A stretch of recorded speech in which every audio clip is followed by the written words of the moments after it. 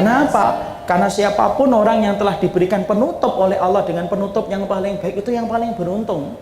Sebagaimana ketika antum kalah di awal-awal ketika antum lari, tapi ketika mendekati garis finish antum menang, itulah orang yang beruntung. Buat apa kita menang nomor 1 sebelum kemudian jauh ketemu garis finish, tapi ketika di garis finish justru malah kita tidak bisa menyentuh garis finish, tidak ada manfaatnya. Karena belum tentu orang yang ibadah hari ini akan menjadi ahli ibadah ketika mati. Belum tentu. Orang yang hari ini pakai peci menyampaikan kalimat-kalimat Allah, belum tentu dia akan menyampaikan kalimat Allah ketika mendekati kematiannya.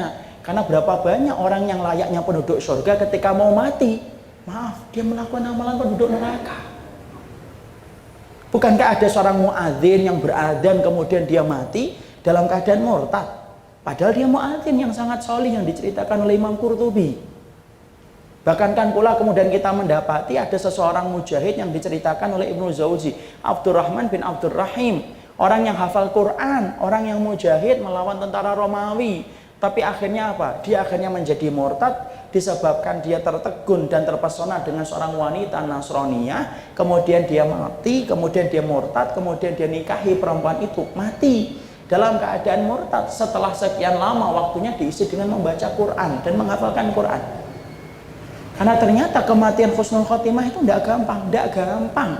Kalau orang yang di awal hidupnya aja belum tentu mereka mendapatkan husnul khotimah, apalagi kita yang kadang-kadang kita ini belum beriman dengan istiqomah kepada Allah. Tapi jangan putus asa. Karena apa? Itulah keinginan kita yang paling gede itu.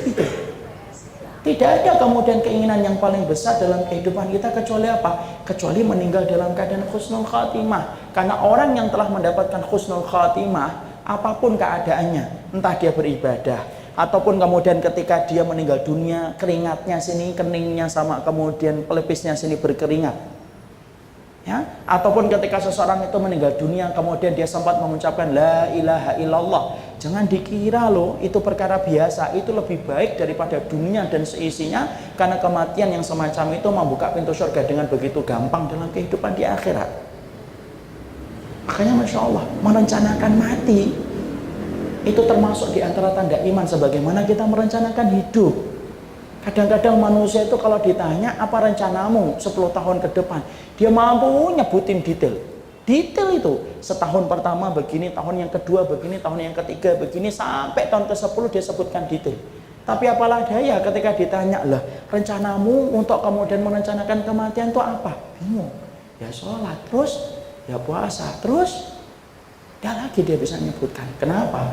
Karena ternyata terlalu banyak pembicaraan tentang dunia yang masuk ke hati kita, sampai akhirnya kita tidak ngerti bagaimana membicarakan kematian ketika kita jarang memasukkan dalam kehidupan sehari-hari.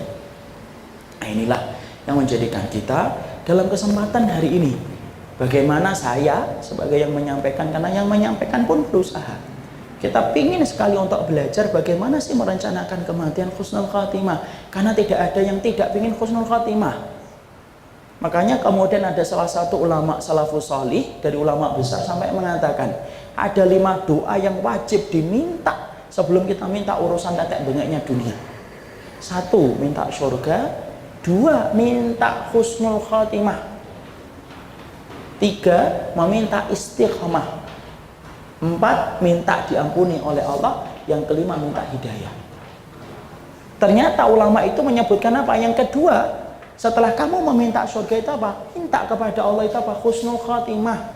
Kenapa? Husnul khatimah itu kalau bukan karena pertolongan Allah itu tidak mungkin akan kita peroleh. Makanya inilah yang menjadikan akhirnya Masya Allah, doa di dalam meminta husnul khatimah itu doa yang tidak boleh kita abaikan. Makanya kalau boleh kita mengatakan, saya boleh nggak niru doanya Abu Bakar Ustadz? Boleh. Sebagaimana kita boleh meminta mengatakan Allahumma rzuqni husnul khatimati, ya Allah berikanlah kepadaku rezeki husnul khatimah, karena sesungguhnya kematian dalam keadaan ketika meninggal semacam itu tuh membuat kita tenang ketika kita menjadi hambanya Allah. Tadi tuh sore tadi sebelum kita naik, tadi saya ngobrol dengan salah satu sahabat saya, teman baik saya. Dia cerita salah satu jamaah di masjid, salah satu masjid di Jakarta meninggal, orangnya baik, orangnya solih secara zahirnya. Dan kemudian dia berkata tadi itu kemarin tuh ketika mandikan Ustaz, maka kemudian keningnya berkeringat. Senang nggak kita dengannya? Senang. Kenapa? Karena Rasulullah itu mengatakan mautul mukmin bi ardil jabin. Matinya orang mukmin itu kalau dia husnul khotimah, salah satunya adalah bagaimana kemudian keningnya itu berkeringat. Makanya kalau antum sampai kemudian mendapati seseorang itu berkeringat ataupun kemudian di ujung matanya berair ketika dia meninggal dunia, itu tanda husnul khotimah. Makanya kalau sebenci apapun ana sama antum sama orang, kok tiba-tiba kita melihat ketika dia meninggal dunia berkeringat itu keningnya, berarti dia husnul khotimah, dia telah dibenarkan amalannya oleh Allah. Dan siapa tidak ingin mati semacam itu? Saya pernah ketemu dengan jamaah umrah meninggal dunia Kamis malam, terpleset, kebentur kemudian kepalanya dengan bis, kemudian terbentur, kemudian berdarah, dia diajak ke rumah sakit, tidak mau. Tapi Masya Allah, tidur sebentar, meninggal dunia. Meninggalnya di kota Mekah, mendapatkan syafaat. Orang yang meninggal di tanah haram itu mendapatkan syafaat. Rasulullah sampai mengatakan faman istata'a minkum ayyamuta bil madinati falyamut bil madinah fa ini asfa'u ilaikum yaumil qiyamah. Orang yang mampu mati di kota Mekah dan Madinah itu, di kota haram, matilah di kota itu, karena aku yang akan memberikan syafaat kepada mereka secara langsung. Coba ikhwan, meninggal dia di kota Mekah dalam keadaan masih ihram, membawa pakaian ihramnya.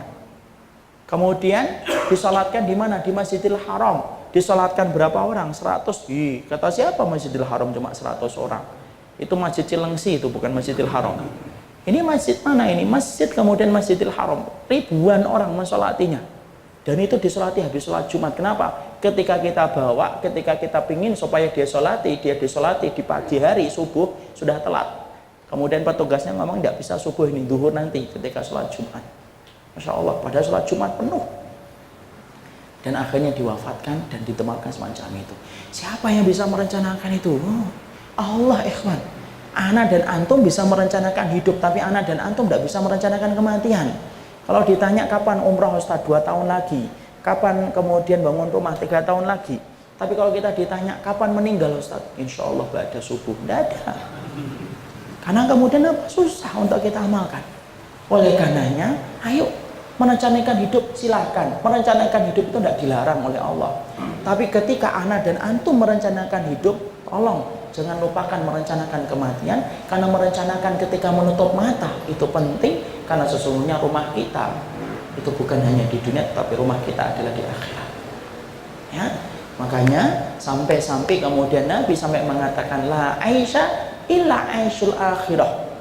Nabi itu sering ngomong ucapan la aisha illa aisyul akhirah. Ada salah satu ucapan Nabi yang sering disampaikan oleh Nabi Shallallahu Alaihi Wasallam supaya menanamkan kepada hatinya la aisha illa aisyul akhirah. Tidak ada hidup kecuali kehidupan itu nanti setelah di akhirat. Karena kehidupan hakikatnya itu apa? Di akhirat. Siapapun mereka, orang yang paling letih ketika dia beribadah kepada Allah ketika di dunia, dia menjadi orang yang paling tenang ketika meninggal dunia. Orang yang paling takut kepada Allah ketika hidup di dunia, dia takut berzina, dia mendekati perempuan yang bukan mahramnya, dia takut jalan-jalan berduaan. Orang yang paling takut kepada Allah di dunia, dia menjadi orang yang paling tenang ketika dia meninggal dunia. Orang yang paling banyak ibadahnya ketika Allah itu letih, dia menjadi orang yang paling istirahat ketika dalam kehidupan akhirat. Kenapa? Kehidupan akhirat tergantung bagaimana kehidupan kita di dunia. Ketika kita beribadah kepada Allah.